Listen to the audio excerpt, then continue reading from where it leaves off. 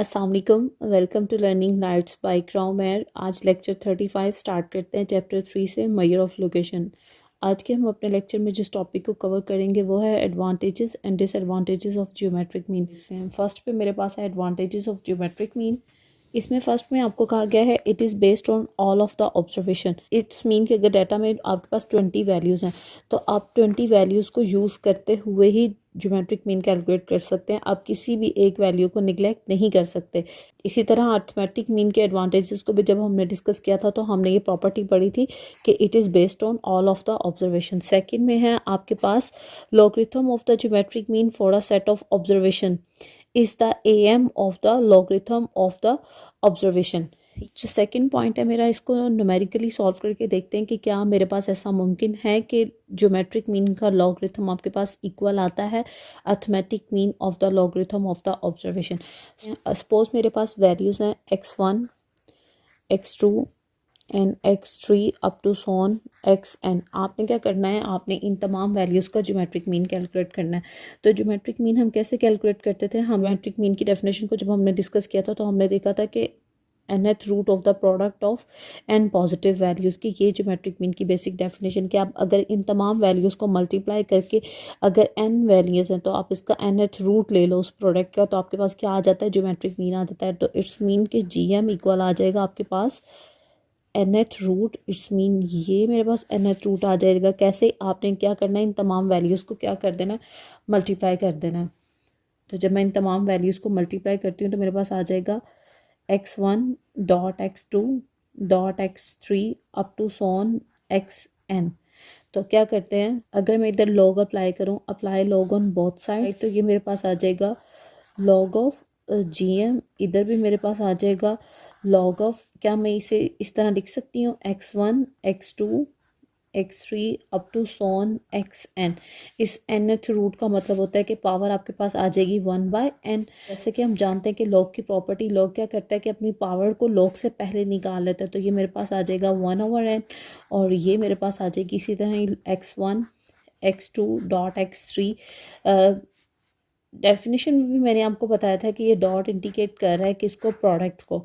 ठीक है, तो ये इस तरफ क्या चल रहा है, लॉग ऑफ GM।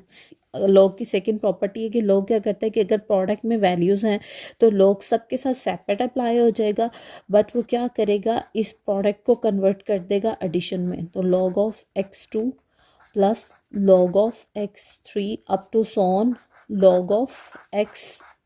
तो अब आप देखें, आपने यही नहीं देखा कि logarithm of geometric mean, it's mean logarithm of geometric mean for a set of observation, के किसी ऑब्जर्वेशंस के सेट का logarithm of geometric mean is the AM equal होता है arithmetic mean of the logarithm of the observation. ये देखें, क्या ये मेरे पास अर्थमेटिक मीन नहीं, क्योंकि अर्थमेटिक मीन की डेफिनेशन यही होती है कि आप वैल्यूज़ को प्लस करें और उसे नंबर ऑफ़ वैल्यूज़ से डिवाइड कर दें। बट इसमें कहा गया है कि is the arithmetic mean of the logarithm of the observation, के लॉगरिथम ऑफ द ऑब्जर्वेशंस का ये क्या है, अर्थमेटिक मीन है। तो होपफुली आपको ये सेकेंड प्रॉपर्टी अच्छे से क्लियर हो गई होगी। ये मेरे पास रिपीटिंग हो गई। आपके पास geometric mean is considered to be the good average in the constructions of index number. 5th chapter में जब आप इंडेक्स नंबर को स्टडी करेंगे तो आप देखेंगे कि इंडेक्स नंबर में सबसे ज़्यादा मेजर ऑफ लोकेशन की जिस एवरेज को प्रेफर किया जाता है वो मेरे पास क्या है, ज्योमेट्रिक मीन। नेक्स्ट आपके पास it is rigidly defined. It is rigidly defined का मतलब क्या है कि अगर आप अपने डाटा का ज्योमेट्रिक मीन निकालते हैं तो आपके पास एक सिंगल वैल्यू ही आएगी। यूँ नहीं हो सकता कि कोई और क्राइटेरिया यूज़ करें या इन फ्यूचर आप दोबारा उस डाटा को पिक करें तो ज्योमेट्रिक मीन लें तो वो चेंज हो जाए। No, it is rigidly defined कि आपके पास कांस्टेंट वैल्यू आएगी, चाहे उसे कोई भी पर्सन क्यों ना कैलकुलेट करें। नेक्स्ट है आपके पास it is useful in average ratio percentage and in determining rate of increase or decrease। percentage and is determining rate of increase or decrease। और जब कभी भी आपको percentage increase या percentage decrease कैलकुलेट करने को कहा गया होगा तो आप किसे प्रेफरेंस करोगे, आप ज्योमेट्रिक मीन को प्रेफरेंस करोगे। नेक्स्ट आपके पास geometric mean is most suitable when large weight. इसमें जो वेट है वो इंडिकेट क्या कर रहा है, फ्रीक्वेंसी को। Have to be given to small items and small weight to large items. It's mean कि अगर आपके पास जो वैल्यू है वो लार्ज है तो उसका वेट क्या आ रहा है, वो लेस आ रहा है, और अगर वैल्यू आपकी स्मॉल है तो उसका वेट क्या आ रहा है, वो लार्ज आ रहा है। तो इस किस्म का अगर आपके पास डाटा आ जाता है तो आप किस चीज़ को प्रेफरेंस करोगे, आप ज्योमेट्रिक मीन को प्रेफरेंस करोगे, और वही आपको बेहतर रिजल्ट बताएगा as compared to arithmetic mean. एक एग्जांपल के थ्रू इस पॉइंट को बेहतर तरीके से देख लेते हैं। फॉर एग्जांपल अब आप देखो एक्स है आपके पास, यानी कि आइटम्स हैं 2 और फ्रीक्वेंसी है इसकी 10। तो देखें लोअर आइटम है बट इसकी फ्रीक्वेंसी क्या है, हायर है। अब नेक्स्ट आपके पास 5 और इसकी फ्रीक्वेंसी है 8, और 20 है और उसकी फ्रीक्वेंसी आ रही है 2।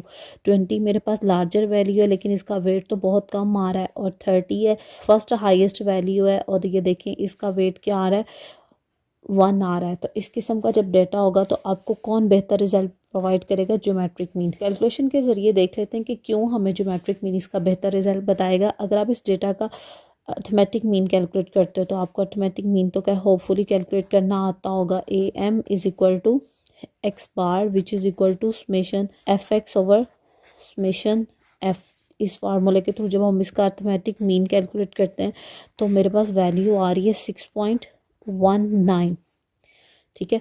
और जब आप ज्योमेट्रिक मीन इसका निकालते हो, ज्योमेट्रिक मीन इक्वल होता है anti log of summation F log of x divided by summation F. तो आपके पास ज्योमेट्रिक मीन की वैल्यू आ रही है 4.01। अब आप देखते हैं कि गुड एवरेज वो होगी इन दोनों में से जो मेरे पास मैक्सिमम मेरे डाटा की सेंट्रल वैल्यू को डिफाइन करे। अब आप देखें कि जो 2 है वो मेरे पास कितने टाइम्स आ रहा है, 10 टाइम्स। जो 5 है वो कितने टाइम्स आ रहा है, 8 टाइम। इट्स मीन कि जो मैक्सिमम वैल्यूज़ डाटा में आ रही हैं वो 2 है और 5 है। 20 और 30 के दरमियान मेरे पास ज़्यादा वैल्यूज़ नहीं आ रही, जस्ट 3 वैल्यूज़ हैं या इनका वेट जस्ट 3 है। तो आप देखें कि जो एक्स बार है 6.19, तो 6.19 तो मेरी मैक्सिमम वैल्यूज़ 2 और 5 के दरमियान नहीं आ रहा, या 2 और 5 को इन वेट पे नहीं रिप्रेजेंट कर पा रहा। अब आप देखें ज्योमेट्रिक मीन का आंसर आया 4.10। तो इट्स में मेरे पास मेजर ऑफ सेंटर टेंडेंसी की डेफिनेशन या प्रॉपर्टी भी होल्ड कर गई कि single value which express the central of the data. तो इट्स मीन अब आप देखें 2 और 5 के दरमियान मेरे ये वैल्यू लाई करी है 4.01। तो हम कह सकते हैं कि ज्योमेट्रिक मीन इस तरह के डाटा को बेहतर तरीके से रिप्रेजेंट कर सकता है। ये मेरे पास गुड एवरेज कंसिडर की जा सकती है। नेक्स्ट आपके पास if all the observation are same then geometric mean is also equal to that observation. It's mean कि अगर आपके डाटा में सेम वैल्यूज़ हैं तो आपका ज्योमेट्रिक मीन जब आप कैलकुलेट करेंगे तो वो भी आपके पास क्या आएगा, सेम आएगा। एग्जाम्पल के थ्रू इसको देखते हैं। यहाँ देखें अगर आपके पास 2 वैल्यूज़ हैं 5 एंड 10, और आपको कहा गया कि आपने क्या कैलकुलेट करना है, ज्योमेट्रिक मीन इन 2 वैल्यूज़ का कैलकुलेट करना है। तो 2 वैल्यूज़ के ज्योमेट्रिक मीन को हम कैसे कैलकुलेट करेंगे, geometric mean is equal to 2 values हैं तो हम क्या लेंगे, √5 इंटू 10। तो ये मेरे पास आ जाएगा ज्योमेट्रिक मीन। तो इसका ज्योमेट्रिक मीन आ रहा है 10, 5 आर 50, तो इसका ज्योमेट्रिक मीन आ गया √50। लेकिन अगर आपके पास 3 वैल्यूज़ हैं 2, 3 एंड 9, तो आप इन 3 वैल्यूज़ का ज्योमेट्रिक मीन कैसे लेंगे। अब आप क्या लोगे, थर्ड रूट लोगे 2 इंटू 3 इंटू 9। तो ये देखें 3, 2 3 आर 6, 6 9 आर 54। अब आप इसका थर्ड रूट कैसे लोगे, बाय यूजिंग कैलकुलेटर। ये देखिए डिफरेंट कैलकुलेटर हो सकते हैं। इस टाइम मेरे पास जो है इसमें ये साइन इंडिकेट कर रहा है थर्ड रूट को, ठीक है। जो भी रूट आपने लेना हो तो आप एक्स की जगह पे वो रूट आ जाएगा और नेक्स्ट आप वैल्यू सब्स्टिट्यूट कर दोगे। तो देखें थर्ड रूट लेने के लिए हम क्या करेंगे, हम 3 लिखेंगे सबसे पहले, और शिफ्ट के साथ ये देखें 3 लिख के शिफ्ट के साथ इस वैल्यू को प्रेस कर देंगे, ठीक है। तो नेक्स्ट आपके पास क्या है 54। तो ये आपके पास वैल्यू आ रही है 3.779। तो ये इन 3 वैल्यूज़ का ज्योमेट्रिक मीन आ रहा है। बट ये जो प्रॉपर्टी है इसमें हमें कहा गया है if all of the observation are same then the geometric mean is also equal to that observation, कि अगर आपके डाटा में तमाम वैल्यूज़ सेम हैं तो ज्योमेट्रिक मीन भी इसके इक्वल आएगा। चलें ट्राई करते हैं। मेरे पास वैल्यूज़ हैं 4 4 4 एंड 4, ठीक है। तो हमने क्या करना है, इसका ज्योमेट्रिक मीन कैलकुलेट करना है। अभी हमने देखा है कि ज्योमेट्रिक मीन 4 वैल्यूज़ का इस तरह निकलेगा कि हम 4th रूट ले लेंगे और इन तमाम वैल्यूज़ को आपस में क्या कर देंगे, मल्टीप्लाई कर देंगे, ठीक है। तो जब आप 4 को 4 टाइम्स मल्टीप्लाई करोगे तो आप देखिएगा आपके पास वैल्यू आ रही है 256। तो 256, ठीक है। और जब आप इसका 4th रूट लोगे तो आपके पास अगेन जो आंसर आएगा वो मेरे पास 4th ही आएगा। तो ये प्रॉपर्टी कि अगर आपका डेटा सेम वैल्यू पे लाई कर रहा है तो ज्योमेट्रिक मीन आपका क्या हो जाएगा, वही आ जाएगा। कैलकुलेटर से भी देखते हैं। ये देखें, अभी आपको बताया है 4th रूट लेने के लिए आप पहले 4 प्रेस करोगे, फिर शिफ्ट के साथ इस साइन को प्रेस करोगे और लिख दोगे 256। तो देखिए आपके पास आंसर आ रहा है 4। डिसएडवांटेजेस ऑफ ज्योमेट्रिक मीन, इसमें फर्स्ट पे आपको कहा गया है geometric mean can not be calculated if any of the observation is negative, कि अगर आपके पास डाटा में कोई भी ऑब्जर्वेशन नेगेटिव आ जाती है तो उसका ज्योमेट्रिक मीन नहीं कैलकुलेट कर सकते। ये देखें, अगर आपके पास वैल्यू आ रही है 2 -1 या 5, आपको इन 3 वैल्यूज़ का ज्योमेट्रिक मीन कैलकुलेट करना है। तो यहाँ देखें, अभी हमने सीखा कि 3 वैल्यूज़ का ज्योमेट्रिक मीन हम कैलकुलेट कर सकते हैं। 3rd रूट लेंगे और इन 3 वैल्यूज़ को आपस में क्या कर देंगे, मल्टीप्लाई करवा देंगे, ठीक है। तो हमें तो पता है कि अंडर रूट में माइनस साइन एग्जिस्ट नहीं करता, तो ये तो मेरे पास मैथ एरर आ जाता है, अनडिफाइन हो जाता है। तो हम कह सकते हैं कि ज्योमेट्रिक मीन इसका नहीं कैलकुलेट हम कर सकते, क्योंकि डाटा में मेरे पास कौन सी वैल्यू आ गई है, नेगेटिव वैल्यू आ गई है। ठीक क्या है, geometric mean become zero if any of the observation is zero, कि ज्योमेट्रिक मीन का आंसर ज़ीरो हो जाता है या ज्योमेट्रिक मीन ज़ीरो बन जाता है अगर आपके डाटा में एक भी वैल्यू क्या आ जाए, ज़ीरो आ जाए। अब देखें यहाँ पे सपोज आपको कहा गया कि आपने ज्योमेट्रिक मीन कैलकुलेट करना है 4 5 3 एंड 0 का। तो जब आप इसका ज्योमेट्रिक मीन कैलकुलेट करोगे, अब आपके पास कितनी वैल्यूज़ हैं, 1 2 3 4, तो आप क्या लोगे, 4th रूट लोगे और इन तमाम वैल्यूज़ को आपस में क्या करवा दोगे, मल्टीप्लाई करवा दोगे। 4 को 5 से मल्टीप्लाई करवा दोगे, जो आंसर आएगा उसको 3 से मल्टीप्लाई करवाओगे। बट जैसे ही आप 0 से मल्टीप्लाई करवा देते हो तो ये सारी वैल्यूज़ क्या हो जाती हैं, 0 हो जाएंगी। और जब आप 0 का कोई भी रूट लो तो वो तो आंसर 0 आ जाएगा, ठीक है। तो ये याद रखिएगा कि अगर डाटा में माइनस आ जाता है तो ज्योमेट्रिक मीन कैलकुलेट ही नहीं होता, और अगर डाटा में 0 आ जाए तो ज्योमेट्रिक मीन का आंसर क्या आ जाता है, 0 आ जाता है। आपके पास क्वेश्चन 3.10, इसमें आपको कहा गया Bilal gets a rise of 10% in salary at the end of first year of services and further rise of 20% and 25% at the end of second and third year respectively, they rise in each case being calculated on his salary at the beginning of the year, to what annual percentage in is equivalent. इसमें हमें कहीं नहीं कहा गया कि आपने arithmetic mean calculate करना है या ज्योमेट्रिक मीन कैलकुलेट करना है या हार्मोनिक मीन कैलकुलेट करना है। अभी एडवांटेजेस ऑफ ज्योमेट्रिक मीन को डिस्कस करते हुए हमने सीखा था, इसमें एक पॉइंट हमने पढ़ा था, it is useful in average ratio percentage and is determining rate of increase और डिक्रीज़, के जब भी आपको परसेंटेज में इंक्रीज़ और डिक्रीज़ निकालने को कहा जाए तो आप किस चीज़ को प्रेफरेंस करोगे, आप ज्योमेट्रिक मीन को प्रेफरेंस करोगे। तो इसमें इस स्टेटमेंट से हमें समझ लगा है कि हमने क्या कैलकुलेट करना है, ज्योमेट्रिक मीन कैलकुलेट करना है।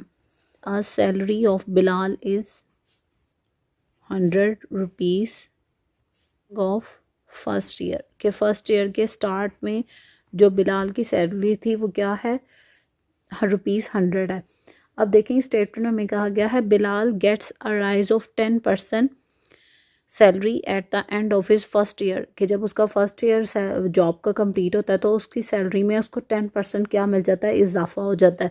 तो देखें हमारे पास आ जाएगा फर्स्ट ईयर का जब एंड होगा, फर्स्ट ईयर एंड, तो बिलाल की सैलरी क्या हो जाएगी, 100 में आप क्या कर दोगे, 10% ऐड कर दोगे। तो ये मेरे पास क्या आ जाएगा, सैलरी है उसमें 10% ऑफ इनिशियल सैलरी ऐड हो जाएगी। जैसे अगर आपने 10% निकालना है तो आप इसे कैसे निकालोगे, आप लिखोगे 10 डिवाइडेड बाय 100 ऑफ, देखें इसमें हमें कहा गया ना कि आपने इसका परसेंटेज निकालना है बिगनिंग ऑफ द ईयर। तो बिगनिंग ऑफ द ईयर में इसके पास जो इसकी सैलरी थी वो क्या थी, ₹100। तो ये आपके पास कितना इंक्रीमेंट लगा, ₹10 का। तो आप इसमें क्या कर दोगे, अब 100 में ऐड कर दोगे 10, तो ये मेरे पास आ जाएगा 110।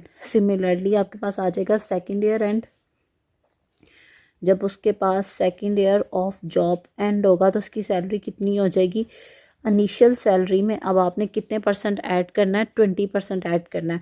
तो देखिए 20% ऑफ 100, यहाँ देखिएगा 20% ऑफ 100, क्योंकि बिगनिंग ऑफ द ईयर उसकी जो सैलरी थी उससे लेना है। तो ये मेरे पास आ जाएगा 20 डिवाइडेड बाय 100 इंटू 100। ये 100 से कैंसिल हो जाएगा, तो जो से इंक्रीमेंट लगेगा वो कितने रुपीज़ का लगेगा, 20। तो आप 100 में ऐड कर दोगे 20 रुपीज़, तो ये मेरे पास आ जाएगा 120।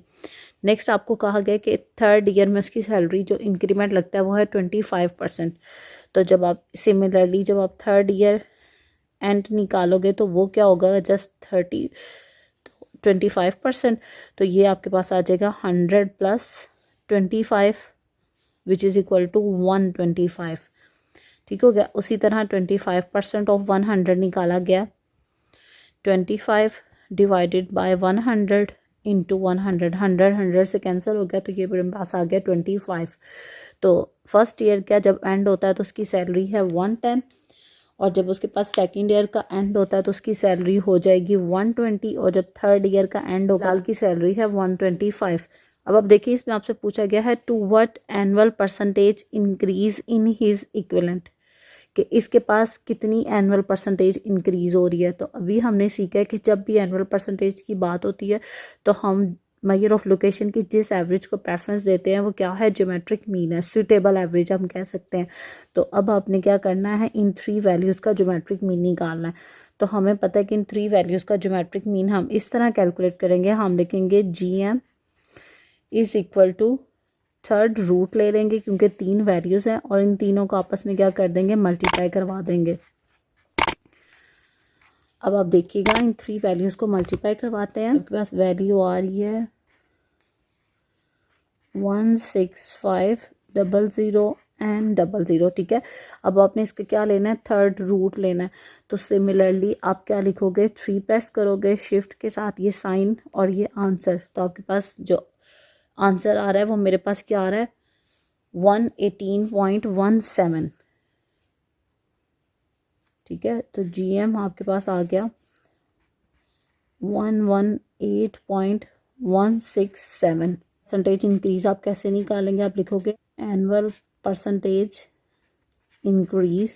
तो आप इस वैल्यू में से उसकी इनिशियल सैलरी जो है, स्टार्टिंग सैलरी, वो माइनस कर दोगे तो आपके पास एनुअल परसेंटेज इंक्रीज आ जाएगा।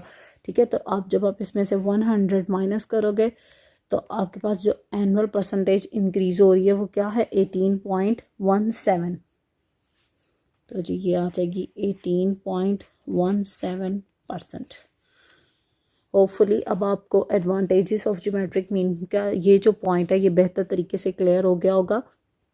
इसके साथ आज का हमारा लेक्चर फिनिश होता है। लास्ट में आप सबसे रिक्वेस्ट है, प्लीज़ चैनल को लाइक करें, अपने दोस्तों के साथ शेयर करें, अपना ख्याल रखिएगा। अल्लाह हाफिज़।